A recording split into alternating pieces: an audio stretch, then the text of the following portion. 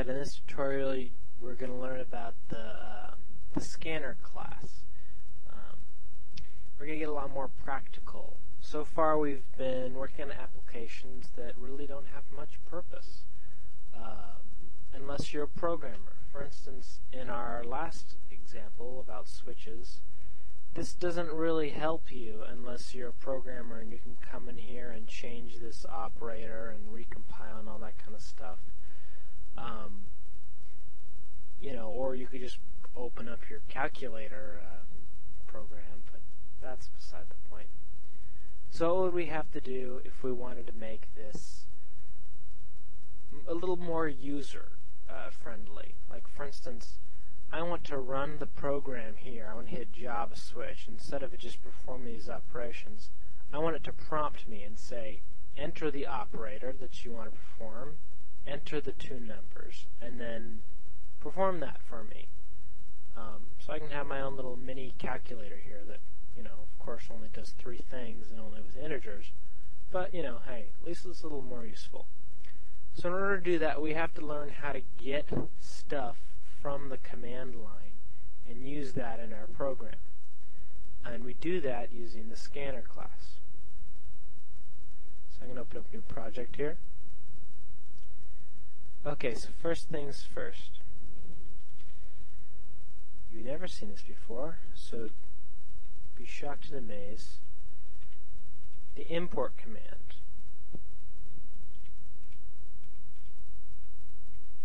java.util.scanner. So what this does is Java comes with a whole bunch of cool utilities that you can use within your program that are beyond stuff like normal native variables like integer or normal functions like, using a string to hold text, for instance. That's so common that it just assumes you're going to use this. You don't have to import it. But in the case of scanner,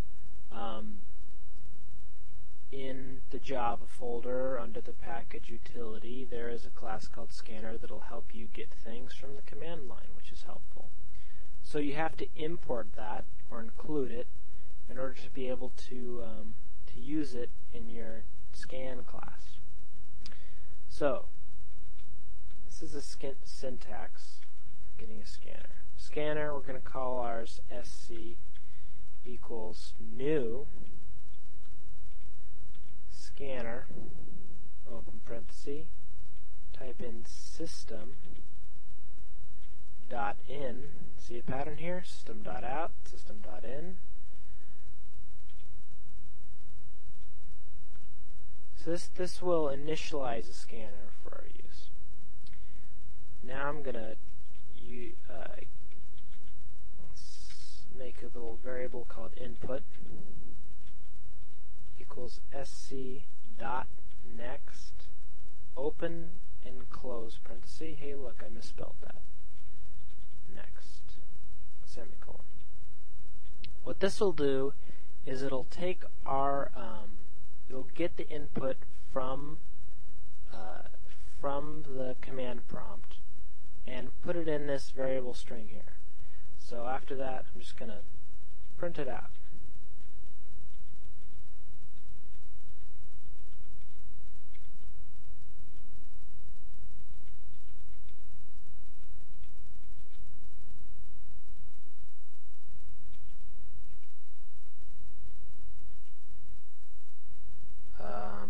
I'm compiling the old program.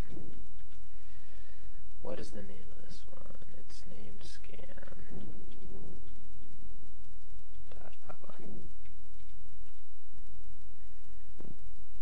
Oh, look at that.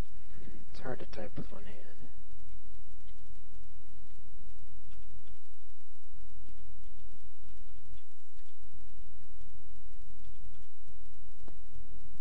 Okay, so it's waiting here for me.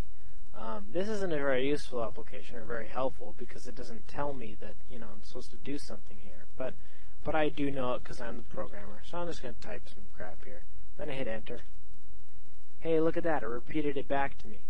So the reason why it only did the first little bit of this is because every time I hit space it'll assume that this is a different token is what it calls it. So just be aware of that. If I wanted to get this entire line and not delineate or use the delimiter of space, then I'd have to use the next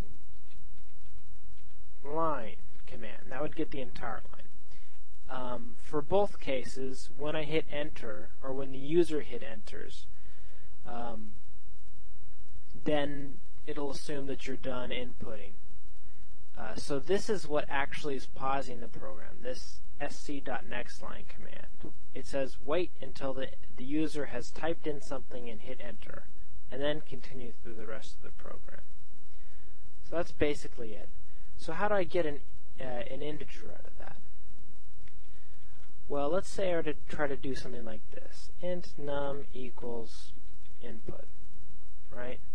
You just assume that I type in an integer here. This doesn't like me. It's going to say incompatible types. Because the string is granted it's not an integer. It's represented very different in memory. If you want to get an integer out of a string, you have to use a function from the integer class. Integer dot capital I, make sure it's capital I. Parse int, open parenthesis, then in here you put your string, the string that you want to parse into an integer, close the parenthesis. Now if I run this program, then I'll be able to type an integer and it'll convert. It still does the same thing, but behind the scenes now we know that there's an integer now that's holding num. This does have its flaws. It's not perfect. If I were to type in A, for instance, it would try to parse that into an integer and it would throw a runtime error, number format exception, which we're not going to handle in this lesson. So let's go back to the switch and let's make this and this and this conditional. So in order to do that, we have to get that import back here. In fact, I'm just going to, well, no, I don't have two windows open. I can't copy and paste. So I'll just type it out with one hand. I'm going to put the mic down.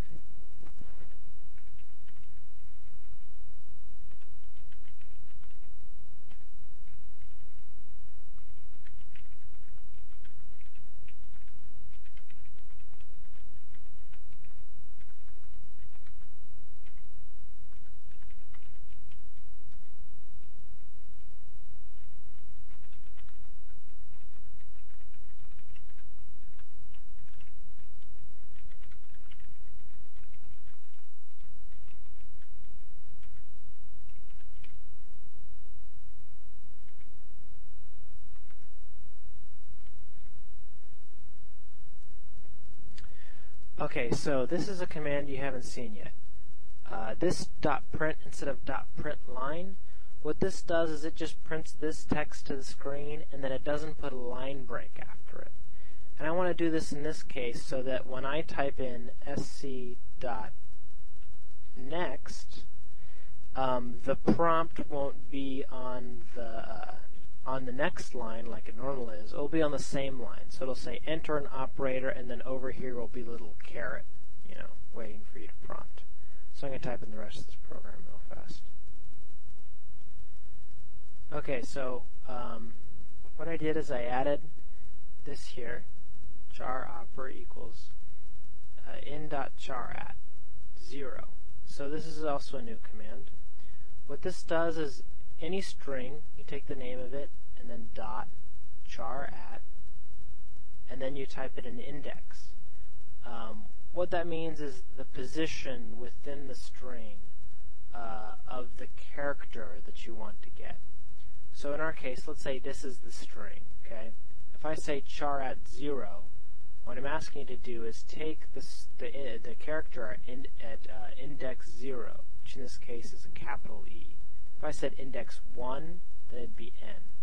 It's not very intuitive in the sense that we would think that n is at position 2. But this is zero-based indexing. So just remember that for later. That 0 is 1, I guess, is one way of looking at it. So then we're stuffing that into the operator character.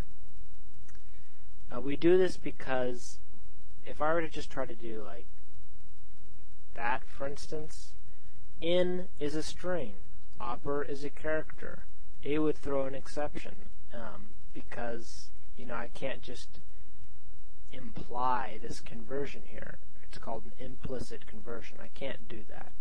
I have to tell it, exactly what I mean by take in and put it into this opera character. So then you've already seen this stuff before, but you can see here that I'm prompting them different times, and then I'm including this command again in order to get more stuff out of that scanner. Then I'm going to come down here and delete these characters, or this old stuff, because I have them declared up here and we're using them up here. So, cross your fingers, I run this program. Enter an operator. So let's type in plus. Enter a number, 12. Enter another number, 13. 25, 25. So there you go. Short introduction to scanner, parsing integers, and getting characters, and your first semi-useful application.